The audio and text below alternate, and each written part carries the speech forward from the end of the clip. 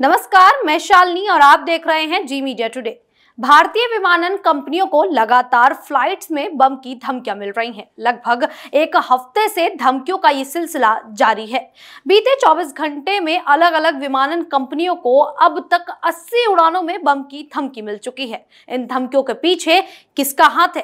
क्या इस वक्त फ्लाइट से सफर सुरक्षित नहीं है? ऐसे कई सवाल हैं जो यात्रियों को परेशान कर रहे हैं। भारतीय विमानन कंपनियों द्वारा संचालित करीब 50 घरेलू और अंतर्राष्ट्रीय उड़ानों में मंगलवार को बम होने की धमकी मिली है। इसी के साथ सोमवार रात से अब तक 80 उड़ानों को इस तरह की धमकियों का सामना करना पड़ा है।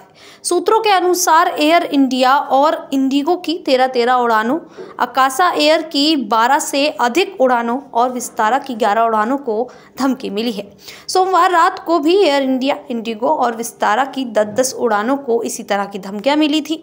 इस स्थिति को देखते हुए जेदा जाने वाली इंडिगो की 3 उड़ानों का मार्ग बदल दिया गया और उन्हें सऊदी अरब और कतर के हवाई अड्डों पर उतारा गया। पिछले एक सप्ताह में 170 से अधिक उड़ानों को बम की धमकियां मिली हैं।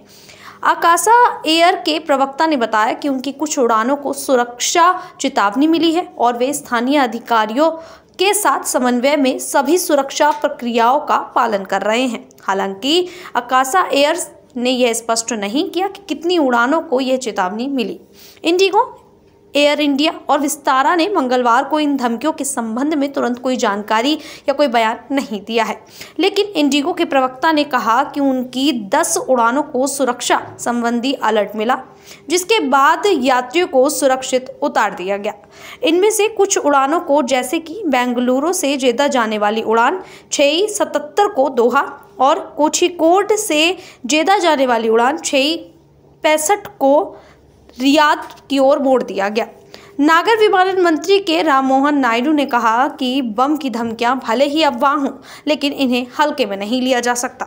सरकार अब इन स्थिति से निपटने के लिए विधायी कार्रवाई की योजना बना रही है, जिसमें धमकी देने वाले के नाम उड़ान निषिद्ध सूची में डालने का प्रस्ताव शामिल है। सरकार नागरिक विमानन सुरक्षा के तहत नियमों में संशोधन करने की योजना बना रही है, जिससे कि उड़ान के दौरान अपराधों की जांच बिना अदालत के आदेश के शुरू की जा सके और अपराधियों को तुरंत गिरफ्तार किया जा सके।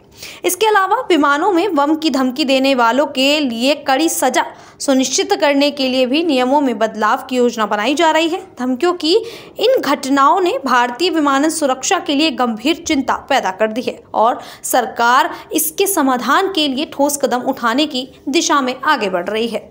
फिलहाल इस पूरे मुद्दे को लेकर आप लोगों की क्या राय है? आप हमें कमेंट करके जरूर बताइएगा और इसी प्रकार की देश और दुनिया से जुड़ी खबरों के लिए देखते रहिए जी मीडिया टुडे।